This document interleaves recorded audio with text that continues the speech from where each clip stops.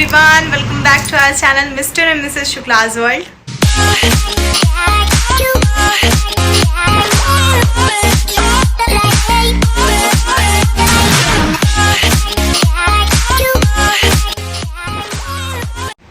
तो आज के अपने इस नए ब्लॉग में मैं आपको दिखाऊंगी कि मैं माँ, पापा जी और मिस्टर शुक्ला भाई और गब्बर सब निकल रहे हैं एक ट्रिप पे। और वो ट्रिप कहाँ की है तो मैं बताऊँ आपको कि अभी हम लोग निकल रहे हैं राजस्थान साइड और वहाँ सबसे पहले करेंगे रानी सती माता का दर्शन। और हमारी जो अगर ये ब्लॉग जो है वो थोड़ी लंबी होगी तो फिर नेक्स्ट डे की ब्लॉग जो आएगी वो खाटू श्याम की आएगी। तब तक आप लोग इस ब्लॉग को एंजॉय करें। तो फटाफट रेडी होते हैं, पैकिंग करते हैं और फिर निकलते हैं। और वहाँ जाने के बाद मैं आपको सारी ग्लिम्स शेयर करने वाली हूँ शुरू से लेकर के लास्ट तक की। तो अगर आप चैनल पे नए हो तो प्लीज़ हमारे चैनल को सब्सक्राइब करो, लाइक करो, शेयर करना बिल्कुल भी मत भूलना। और अगर आप लोग ऑलरेडी सब्सक्राइब कर चुके हैं हमारे चैनल को तो ढेर सारा प्यार देना इस ब्लॉग को। तो फिर मिलते हैं आगे, फटाफट तैयारियां करते हैं और फिर आगे बढ़ते हैं। फटाफट हम रेडी हो गए और निकल रहे हैं दर्शन के लिए। गब्बर जी हमारे साथ सिर्फ गुड़गांव तक जाएंगे बिकॉज़ इनको रहना है सौरभ भैया के गब्बर के साथ, बड़े वाले गब्बर के साथ। ये छोटे वाले गब्बर वहाँ पे रहने वाले हैं आज, क्योंकि ये दर्शन के लिए हमारे साथ तो नहीं जा सकते, इसलिए आगे बैठ चुके हैं और रास्ते में हम ड्रॉप करके इनको जाएंगे और आते टाइम इनको लेके आएंगे।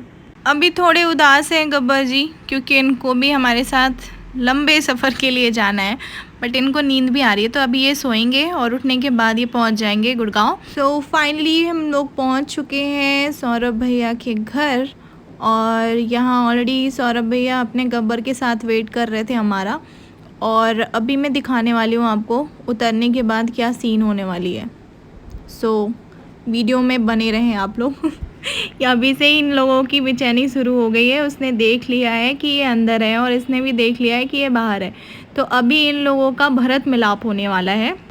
मैं इसी भरत मिलाप की बात कर रही थी जो अभी ये चल रहा है और दोनों में से कोई रुकने वाला नहीं है। और ये दोनों ऐसे ही जब भी मिलते हैं ऐसे ही करते हैं। ये छोटू तो बिल्कुल भी इससे नहीं डरता है और ये इसको बस मतलब ये सोचता है ये छोटा बच्चा है तो उसकी वो केयर करता है और इसको ये लगता है कि ये मुझे काट रहा है, इसलिए ऐसा इन लोगों के साथ फर्स्ट टाइम के लिए होता है। फिर उसके बाद ये दोनों आपस में मिलजुल जाते हैं और फिर आने के टाइम पे इन लोगों को प्रॉब्लम भी होती है कि ये लोग दोनों क्यों सेपरेट हो रहे हैं।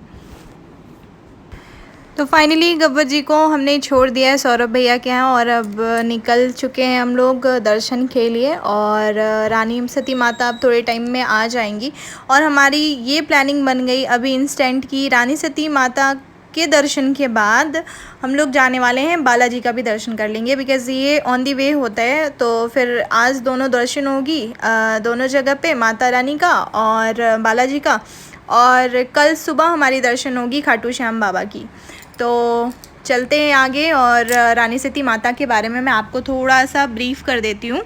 तो पहुँच चुके हैं हम सब रानी सती माता का दर्शन करने। वैसे तो राजस्थान को संत महात्माओं की भूमि कहा जाता है और सत्य की भी भूमि कही जाती है इसको। अगर शक्ति मंदिर की बात करें तो राजस्थान का प्रसिद्ध मंदिर झुंझुनू रानी सती मंदिर को कहा जाता है। यहाँ जाने के बाद हमें ये पता चला कि महाभारत काल में जो उत्तरा जी जो थी वो शक्ति के रूप में अवतरित होने वाली थी, लेकिन उनका ये मनोकामना पूरा नहीं हुआ, जिसके वजह से उनको ये वरदान मिला कि आपको कलयुग के समय में लोग आपको पूजेंगे। तो वही उन्हीं की एक आप बोल सकते हैं छाया प्रति, या फिर उन्हीं को लोग यहाँ पे मानते हैं और उनको पूजते भी हैं। और रानी सती माता को दूसरे नाम से भी यहाँ पे लोग पूजते हैं, दादी जी के नाम से। यहाँ पे रानी सती माता जो है वो दादी जी के नाम से भी बहुत ज़्यादा फेमस है, लोग उनको मानते हैं, पूजते हैं यहाँ पे। और यहाँ इतनी सुंदर मतलब कलाकारी की गई थी मंदिर के पास और मंदिर के अंदर कि मैं अपने वर्ड्स में आपको एक्सप्लेन नहीं कर सकती हूँ। और यहाँ पे ना बहुत सारे कमरे बनाए हुए थे, जो भी भक्तजन है जो आते हैं रानी सती माता का दर्शन करने, तो यहाँ पे बहुत सारे कमरे बनाए हुए हैं और यहाँ पे खाने की भी व्यवस्था है। अगर जो लोग रुकेंगे वो लोग खाएंगे भी। तो फिर इसी के वजह से यहाँ पे एक छोटा सा इनके कहने के लिए था, बट मुझे तो बहुत बड़ा लगा। वहाँ पे रहने और खाने की बहुत उचित और उत्तम व्यवस्था की गई थी। वहाँ पे किसी भी व्यक्ति को वहाँ कोई भी परेशानी का सामना नहीं करना पड़ेगा। सारी चीज़ें बहुत अच्छी थी, वेल मैनर्ड और बहुत ही सही तरीके से अरेंज की गई थी। और चलते हैं अंदर की ओर। आप देख सकते हैं कि कितनी सुंदर तरीके से अरेंज किया गया था इस गेट को।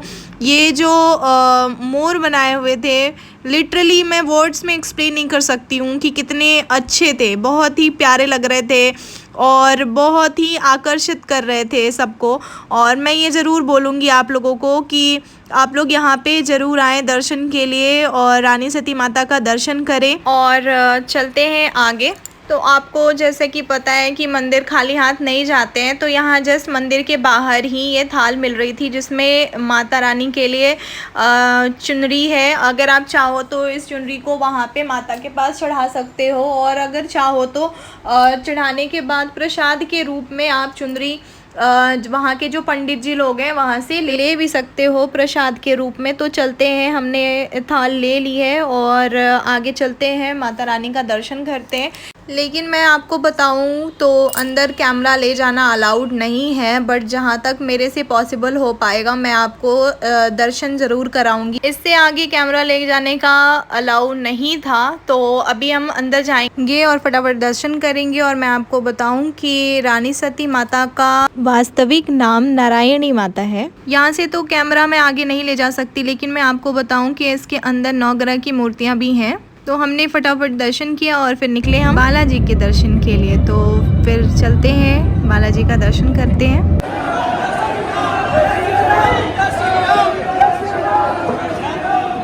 यहाँ पूरे भक्तजन जो है एक नारे लगा रहे थे, जय श्री राम। तो आपको पता चल चुका होगा कि हम पहुँच चुके हैं बालाजी के पास उनके दर्शन के लिए। तो चलिए आप सब भी कमेंट में ज़रूर लिखिएगा जय श्री राम। तो अंदर जाने के बाद हमारी दर्शन हुई थी बहुत अच्छी, और मैं अंदर की क्लिप्स आपको नहीं शेयर कर सकती हूँ बिकॉज़ वहाँ पे भी कैमरा जो है वो अलाउड नहीं थी और इतनी ज़्यादा भीड़ थी जिसकी वजह से वीडियो बना पाना बहुत ही ज़्यादा मुश्किल था। और अंदर तो बिल्कुल कैमरा यूज़ ही नहीं करना था। और कल की जो ब्लॉग होगी, कल की जो हमारी सुबह की शुरुआत होगी वो खाटू श्याम बाबा के दर्शन के साथ होगी। तो वो ब्लॉग को मिस मत करना आप लोग। Thanks for watching everyone.